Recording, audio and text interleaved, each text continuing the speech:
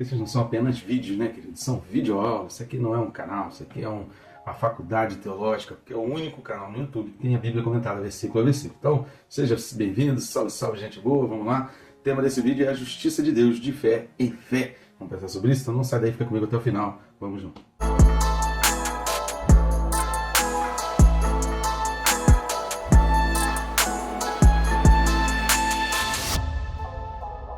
Antes de mais nada, já se inscreva aí no canal, que é rápido e fácil, não vai atrapalhar o seu vídeo, nem vai fazer você perder tempo. Você vai clicar no botão aí inscrever e clica também no sininho. Clicando no sininho, além de ser notificado a cada vídeo novo que tem aqui no canal, você também vai se disciplinando até estudando a palavra, porque toda vez que tocar notificação, você já lê a palavra, tá certo? Então vamos lá, o texto desse vídeo, Romanos capítulo 1 e o versículo de número 17. Romanos 1, versículo 17, diz assim: visto que a justiça de Deus se revela no Evangelho de fé em fé, como está escrito, o justo viverá por fé. Glória a Deus, né? Esse aqui é o versículo que fez aquela mudança na vida de Lutero, que deu aquele verdadeiro mindset na vida dele, que transformou a vida dele a partir desse versículo. A gente já deu o primeiro vídeo referente a esse versículo, a gente dividiu o estudo desse versículo em 2 vídeos. Então, o primeiro vídeo a gente falou sobre a questão mais voltada para a justiça de Deus, que se revela no Evangelho, e agora a gente vai falar dessa questão de fé em fé, que é tão importante, e esses dois assuntos, esses 2 vídeos, eles são fundamentais no entendimento não só da carta aos Romanos, porque faz parte do tema principal da carta aos Romanos, como também de toda a Escritura, né? De Gênesis a Apocalipse, a Bíblia trabalha sobre esses temas. Mas rapidamente, aí, antes da gente entrar a fundo nesse comentário aqui agora, desse versículo, dá umas ajudas aí pro nosso canal, curte, comenta, compartilha. Outra maneira, você também está ajudando o nosso canal ainda nesse QR Code que vai ficar aqui até o final, ou no link da descrição, que vai abrir um menu de opções, através do qual você vai ter ali acesso. Tem a forma de você estar nos convidando para estarmos aí na sua comunidade, na sua igreja, levando a palavra, falando sobre as escrituras, ou fazendo parte de alguma conferência, algum congresso, mas também você vai poder adquirir esses livros, a capinha deles está aparecendo aqui, que são livros que, na minha opinião, todo crente precisava ler. O que se importa com Deus? Ajuda muito naqueles comentários, que às vezes a gente fica com aquele sentimento diante de uma tragédia, diante de uma catástrofe, diante de algo muito ruim que acontece, diante, né, de um episódio assim, de um acidente muito grande, ou um incidente muito ruim que causou muitos males. Fica sempre aquela pergunta: onde estava Deus? Por que Deus permitiu tudo isso? Esse livro, Quem se importa com Deus, ele vai fazer a gente ter uma compreensão bem diferente e até poder conversar com pessoas que fazem esse tipo de questionamento. O outro livro, que é o Perca Peso Tirando a Trave do Olho, ele já está muito mais voltado para a nossa compreensão, para que a gente saiba como agir diante do pecado. Então, não só traz definições ali bíblicas, explica exatamente o que é o pecado, inclusive dá uma passada ali sobre os 10 mandamentos, que é muito legal, mas também nos ajuda a entender um escândalo, um pastor que peca, um cantor gospel, né? Hoje em dia, pelas redes sociais, a gente vive de escândalos em escândalos, né? Como Jesus já prometeu, Jesus já falou, já avisou que aconteceria no final dos tempos. Então esse livro, Perca Peso Tirando a Trave do Olho, é fundamental nesse aspecto não só da santidade, mas nesse aspecto de como olhar a humanidade diante dessas redes sociais de tantos escândalos. Então vale a pena adquirir esses livros aí. Vamos lá então? A primeira questão, que a gente já vai começar por de fé em fé, que a gente falou no vídeo passado aqui sobre até o Evangelho. E é importante a gente entender aqui que Paulo está realmente repetindo, no grego, a palavra fé aqui é pistes, e realmente aparece repetindo essa palavra pistes, e dando exatamente esse sentido de sequência, né? De passo a passo, de seguir, de caminhada, porque vai estar em concordância exatamente com o texto que ele cita de Abacuque, que vai falar sobre viverá. A gente vai explicar, porque entender esse viverá da citação de Abacuque, ela é fundamental para a gente entender todo o texto. Mas vamos primeiro trabalhar por parte. A palavra fé repetida aqui é a palavra grega pistes. A palavra pistes, ela é muito importante para a gente entender esse sentido de fé na Bíblia, entender o que é a fé realmente bíblica. Se você quer aprender mais sobre essa palavra pistes, vai aí na playlist da Carta aos Hebreus, capítulo 11, e aí tem os versículos de 1 a 3. Então são 3 vídeos que a gente explica bastante sobre o pistes, que é fundamental para o entendimento ali do capítulo 11 de Hebreus.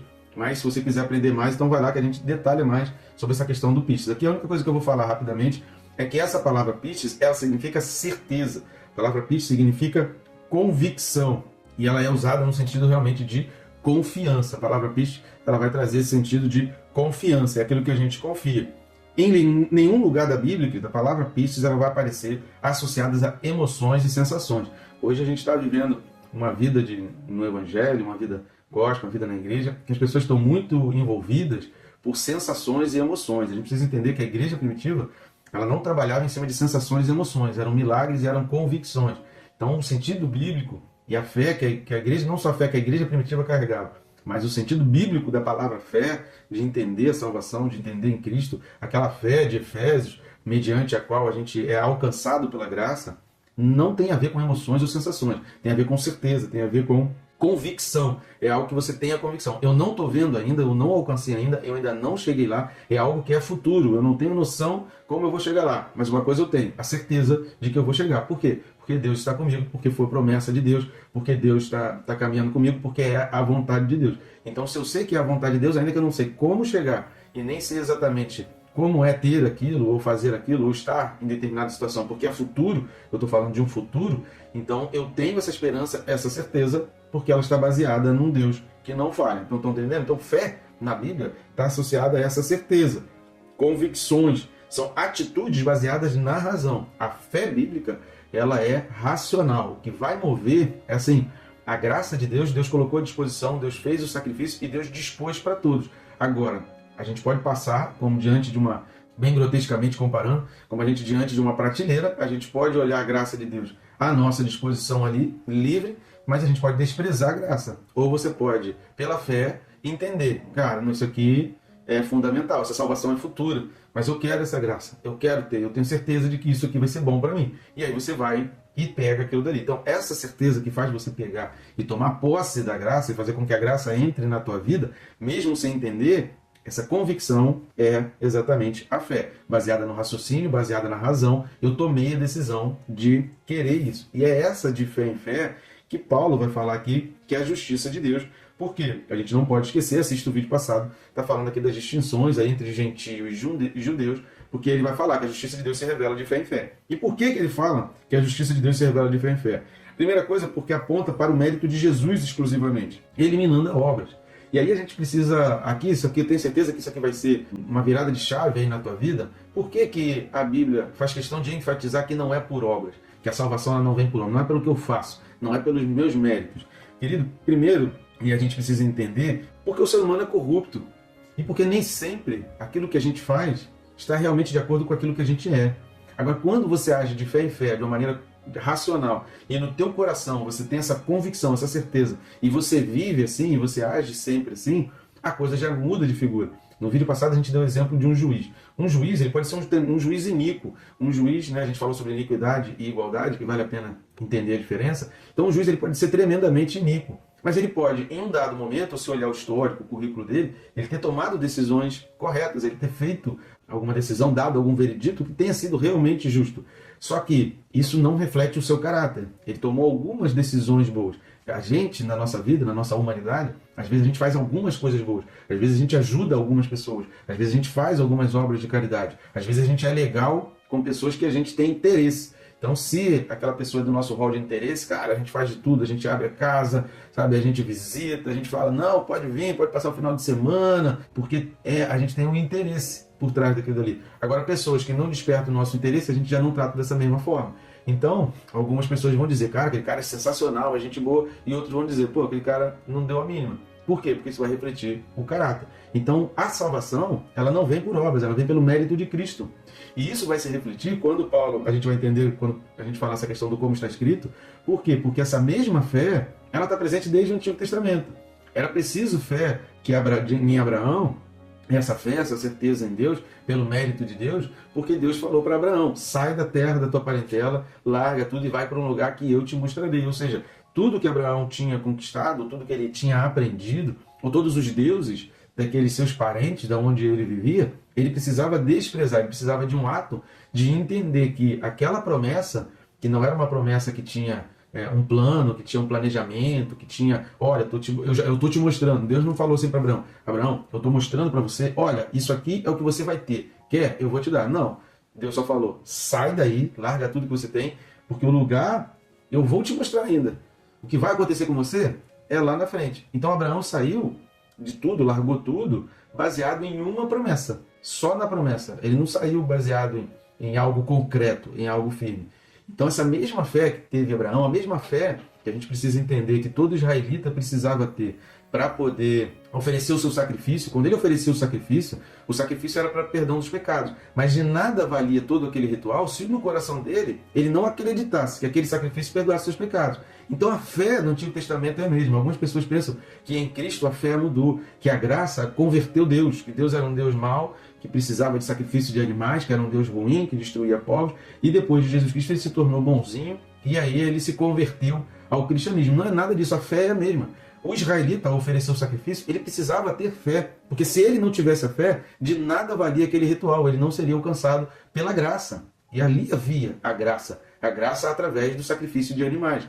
O que mudou em Cristo é que aquilo dali era um símbolo do sacrifício de Jesus Cristo. Na carta aos Hebreus, a gente fala, principalmente dos capítulos de 1 a 6, a gente vai falar bastante sobre esses itens do tabernáculo, sobre essas etapas do tabernáculo, que apontam para Jesus. E aí tem a bacia de bronze, tem o se lavar, né, limpar-se, tem a queima da oferta, tem o fogo, tem o candeeiro. Então são várias etapas ali que apontam para a obra de Jesus e do Espírito Santo também, que vão apontar. Então o que mudou, né, depois de Jesus Cristo é que ao invés de fazer aquele sacrifício do animal, ao invés de a gente depender daquele sumo sacerdote, a gente tem agora um sumo sacerdote sem defeito, um sumo sacerdote que já não oferece mais sacrifício por si mesmo, porque ele não tem pecado, então ele é o próprio sacrifício. E a gente viu na carta aos Hebreus, se você estudou, Jesus cumpre uma tríplice função, né? Ele é o próprio sacrifício, ele é o sumo sacerdote, ele é ao mesmo tempo o rei que vai vir para reinar, porque ele é da linhagem de Melquisedeque e não da linhagem de Arão. Isso fica muito bem explicado na carta aos Hebreus. Se você não assistiu, vale a pena assistir, pesquisa lá sobre a palavra Melquisedeque e assiste os vídeos correspondentes. Então a fé, ela sempre esteve presente na Bíblia desde o Antigo Testamento. É a mesma fé, essa certeza, convicção de que a promessa de Deus, ela é verdadeira e é seguro nessa promessa, convicto, certo dessa promessa, não certo de algo concreto, é que a gente caminha. Então não pode ser por obras, porque o homem é corrupto e aquilo que o homem faz não revela exatamente aquilo que ele está no seu coração. A gente pode ter atitudes boas e não ser bom. A gente pode fazer algumas coisas boas e não ser bom. Da mesma forma, a gente pode, em alguns momentos, fazer alguma coisa ruim e não ser ruim. E no nosso coração, no nosso íntimo, a gente tem essa convicção em Deus. É por isso que não pode vir por obras. Mas vamos dar uma lida em textos que vão nos ajudar? Romanos capítulo 10, versículos de 5 a 13. Carta de Paulo aos Romanos, capítulo 10, de 5 a 13, fala assim: Ora, Moisés escreveu que o homem que praticar a justiça decorrente da lei viverá por ela. Mas a justiça decorrente da fé assim diz: Não perguntes em teu coração quem subirá ao céu, isto é, para trazer do alto a Cristo, ou quem descerá ao abismo, isto é, para levantar Cristo dentre os mortos. Porém que se diz: A palavra está perto de ti, na tua boca e no teu coração, isto é, a palavra da fé que pregamos. Se com a tua boca confessares Jesus como Senhor, e em teu coração creres que Deus o ressuscitou dentre os mortos, serás salvo. Porque com o coração se crê para a justiça, e com a boca se confessa a respeito da salvação. Porquanto a Escritura diz: Todo aquele que nele crê não será confundido. Pois não há distinção entre judeu e grego, uma vez que o mesmo é o Senhor de todos, rico para com todos os que o invocam. Porque todo aquele que invocar o nome do Senhor será salvo. A salvação vem pela invocação. Por quê? Porque é com o coração que você crê para a justiça.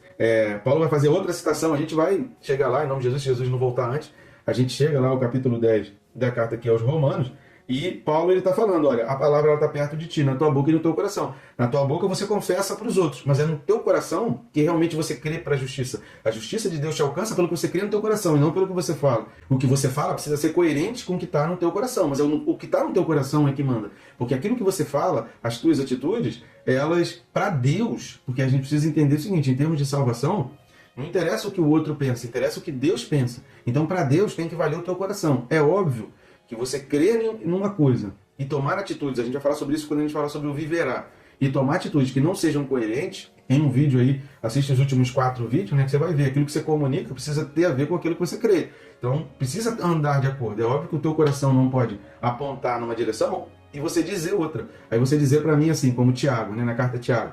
O Tiago, irmão de Jesus, ele fala na carta dele, olha, cara, é pelas tuas obras, pelas tuas atitudes, pela tua vida, que eu sei realmente qual é a tua fé, porque não dá para você crer numa coisa e fazer outra em outra direção, porque essa atitude, essa convicção faz a gente mudar de gestão, lembra? A gente falou muito sobre isso na carta aos Hebreus e também no início aqui de Romanos. Crer em Jesus significa uma mudança de gestão. Antes eu servia a carne e ao diabo, agora eu larguei tudo, abandonei tudo, como Abraão fez, e agora eu sirvo a Jesus e minha vida é ser igual a Jesus e caminhar como Jesus caminhou e viver como Jesus viveu. Vamos comparar agora esse texto de Romanos 10 com Efésios 2, de 1 a 10. Carta de Paulo aos Efésios, capítulo 2, versículos de 1 a 10, fala assim: Ele vos deu vida, estando vós mortos nos vossos delitos e pecados, nos quais andastes outrora, segundo o curso deste mundo, segundo o príncipe da potestade do ar, do espírito que agora atua nos filhos da desobediência, entre os quais também todos nós andamos outrora, segundo as inclinações da nossa carne, fazendo a vontade da carne e dos pensamentos, e éramos, por natureza, filhos da ira, como também os demais. Mas Deus, sendo rico em misericórdia por causa do grande amor com que nos amou, e estando nós mortos em nossos delitos, nos deu vida juntamente com Cristo. Pela graça sois salvos. E juntamente com Ele nos ressuscitou e nos fez assentar nos lugares celestiais em Cristo Jesus, para mostrar nos séculos vindouros a suprema riqueza da sua graça, em bondade para conosco em Cristo Jesus. Porque pela graça sois salvos, mediante a fé. E isto não vem de vós, é dom de Deus, não de obras, para que ninguém se glorie, pois somos feitura dele, criados em Cristo Jesus, para as boas obras, as quais de antemão preparou, para que andássemos nela. Então, o mérito da salvação é exclusivo de Jesus. A salvação é alcançada exclusivamente por Jesus. Agora, uma vez que eu sou salvo, as boas obras precisam fazer parte da minha vida, porque eu troquei de gestão. A minha vida agora é direcionada por Deus, é guiada pelo Espírito Santo, eu faço a vontade de Deus, eu busco os propósitos de Deus, eu busco seguir o que Deus quer, eu caminho na direção de Deus exatamente como fez Abraão. Então a minha vida, ela precisa ser uma vida hebreia. Eu preciso ser um hebreu, eu preciso ser um Abraão aqui nessa terra. Isso é ser um cristão. É de fé em fé, através e para a fé. Eu vivo por meio da fé, a minha vida começa através da minha decisão, da minha convicção, e eu vou caminhando dentro dessa fé. A gente vai ver que a Bíblia fala sobre outros conceitos de fé, e a fé também ela pode ser o conjunto de regras e de convicções que eu creio que vão me guiando. Mas ela é essa mesma certeza, é baseada nessa mesma certeza lá no início. Continuando então o texto lá de Romanos capítulo 1, versículo 17, de fé em fé, como está escrito. Essa expressão como está escrito, ela é fundamental para a gente entender exatamente esse aspecto, de que a fé não é algo, e essa fé que Paulo estava pregando, não é algo exclusivo do Novo Testamento, e não é algo exclusivo somente após Jesus Cristo. Ela estava presente desde o início, em todo o tempo, em toda a Bíblia, em todo o Antigo Testamento, essa fé já estava escrita, já estava sendo falado. Então a gente vai ler o texto de Abacuque 2, versículo 4, porque ele fornece a base, é o resumo do Antigo Testamento para tudo que se segue, indicando que o modo de vida por meio da fé já era conhecido naquele período. Vamos dar uma lida lá? Abacuque capítulo 2, versículo 4.